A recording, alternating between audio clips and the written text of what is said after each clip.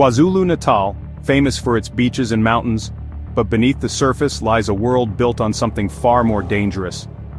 Drugs. Away from the tourist spots, kingpins ruled the shadows of Phoenix, Chatsworth, and Durban. These weren't street corner dealers, they were architects of multi-million rand empires using fear and violence as their tools. Their names inspired whispers, their power seemed untouchable, until it wasn't. In the KwaZulu-Natal underworld, the throne is always temporary, and the fall is always fatal. Today we pull back the curtain on the province's most notorious deceased drug kingpins. These are the stories of those who clawed their way to the top, only to be brought down in a hail of bullets. Number 5 is Vernon John, a man who lived two lives. On the surface, he was a respected taxi boss and tavern owner in Phoenix, but behind the scenes, he was a major player in the drug trade, using his businesses as a front to move narcotics through the community. His reputation was built on both fear and respect. He was a man of influence, a name that kept rivals at bay. For years, Vernon John moved through Phoenix with the confidence of someone who believed his legend would protect him. But in December 2016, that legend ended violently. John was sitting in his black VW Polo when another car pulled up, drive-by style. A hail of bullets ended his life instantly, right there on the street. The community was stunned. A notorious drug lord and a familiar local businessman, gunned down in broad daylight. His death sent shockwaves through Phoenix, exposing the brutal reality of the drug trade. The police investigation went nowhere. The killers vanished, leaving a power vacuum and fueling paranoia. Who would take over? Who ordered the hit? The questions only deepened the sense of fear. Vernon John's story is classic KwaZulu-Natal's underworld. A man who built an empire on both legitimate and illicit business, only to be brought down by the same violence he used to rise. In the end, his reputation couldn't stop a bullet. His death was a lesson for everyone watching.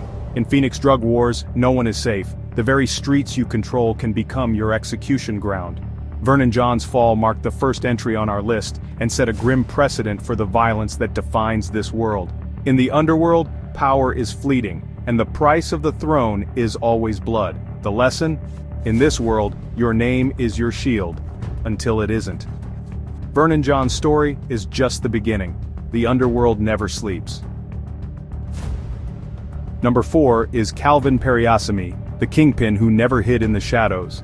Unlike others, Periasamy flaunted his wealth designer clothes, luxury cars, and a high-profile presence on Durban's social scene.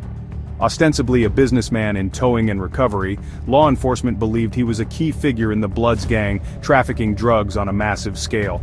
He projected invincibility, shopping at Gateway Mall and dining at upscale restaurants, surrounded by an entourage. But that audacity made him a target. In June 2019, Periasamy's luck ran out. In the parking lot of Gateway Mall, a public, crowded space, an assassin approached and fired a single fatal shot to his head. The execution was brazen, sending a clear message. Nowhere is safe, not even in broad daylight.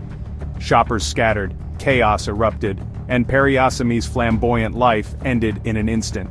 His death was front-page news, exposing the raw violence of the drug trade to the public.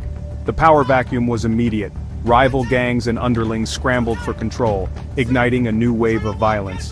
The investigation stalled, the assassin was caught on CCTV, but the mastermind remained in the shadows. Periasamy's story is a cautionary tale.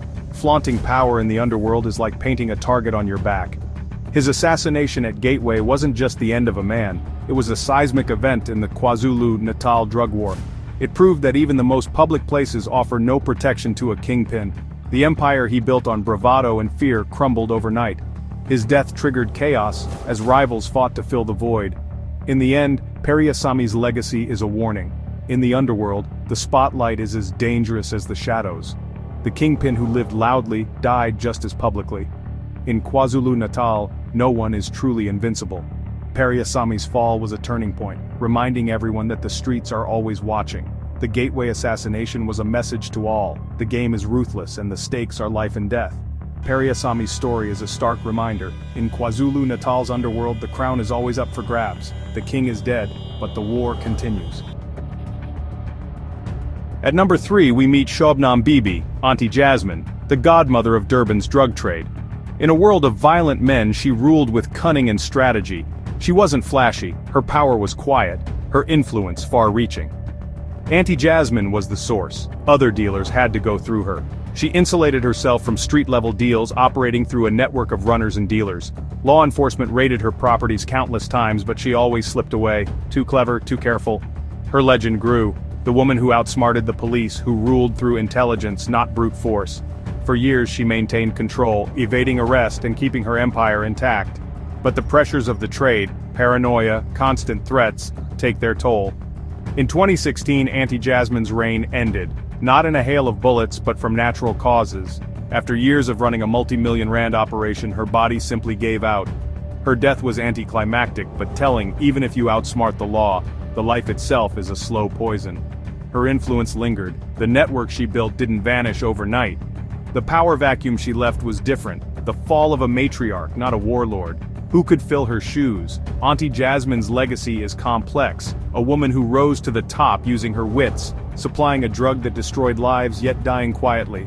Her story proves there are many ways to be a kingpin, and many ways for the crown to fall. In the end, the pressures of the life catch up with everyone.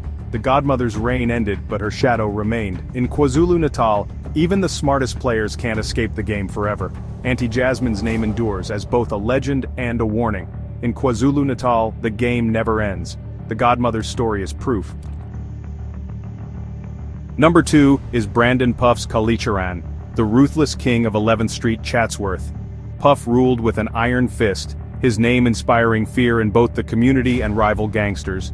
His crew enforced his will with violence, keeping challengers at bay and his drug empire thriving. But absolute power breeds enemies, and Puff had many. In March 2023, his reign ended in one of KwaZulu-Natal's most shocking massacres. Puff was driving with his wife and 9-year-old daughter when assassins ambushed them near a school. Armed with AK-47s, the killers unleashed a torrent of bullets, killing the entire family in seconds. The brutality stunned the country. Killing a rival is one thing, but murdering a man's wife and child shattered any remaining code. The message was clear. This was about total annihilation. The aftermath was chaos. His empire crumbled, and a bloody battle for control erupted. Retaliatory shooting spiked, and fear gripped Chatsworth. Puff's death marked a new, even more ruthless phase in the turf wars. The violence spilled over, claiming innocent lives. His daughter Jekka paid the ultimate price for a world she never chose. Puff's story is a dark warning. In the drug war, no one is safe, not even family. His legacy is one of terror, but also tragedy. The king who ruled with absolute power was wiped out in an act of unimaginable brutality. The massacre signaled the collapse of his empire and the start of a new wave of violence. In KwaZulu-Natal, the rules are gone. Only survival matters. Puff's story is a grim monument to the true cost of the drug war. The king is dead and the bloodshed continues. In this world, power is fleeting and the price is always high. The family massacre changed everything. In KwaZulu-Natal, the cycle of violence never ends. Puff's name is now a warning. The throne is never secure. The underworld remembers, and the war rages on. Number 1 is Nithya Chinnasamy, the original kingpin of Phoenix. Before the others, there was Nithya, the apex predator, the man who wrote the rules. His dominance over Phoenix and parts of Durban was legendary. His network vast and his reputation for violence unmatched. Nithya operated behind a facade of legitimacy, but everyone knew where the real power lay.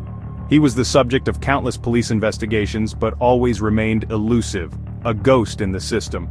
For years he maintained brutal order, his name enough to keep rivals in check. But every king's reign ends. In 2020, Nithya's time ran out. Ambushed in his car, he was gunned down in a professional hit. Swift, efficient, final. The news spread like wildfire. The fall of Nithya was a seismic event. His death didn't just create a power vacuum, it unleashed chaos. The violent order he maintained collapsed, and turf wars erupted. Shootings spiked, and the body count rose as factions battled for supremacy. Nithya's assassination was the end of an era. The man who kept the peace through fear was gone. The violence he used to build his empire was turned against him. His story is the ultimate arc of a KwaZulu-Natal kingpin rise, rule and fall. No matter how high you climb, you're never truly safe. The crown is always heavy, and the throne always stained with blood. In Phoenix, the streets remember. Nithya's name endures as a legend and as a lesson. The original kingpin's fall marked the end of an era, and the start of a new, bloodier chapter. In KwaZulu-Natal, the cycle never stops. The rules he wrote are now written in blood, and the game goes on. Vernon John, Calvin Periasamy, Auntie Jasmine, Brandon Kalachuran, and Nithya Chinnasamy, 5 who ruled KwaZulu-Natal's underworld only to fall violently. Their stories are a dark warning. In KwaZulu-Natal, the cycle of violence never ends. The war for power continues, and the streets remember every name. These were the top 5 executed drug kingpins of KwaZulu-Natal, once powerful, now cautionary tales. If you found this video insightful, subscribe and share for more true crime stories from South Africa.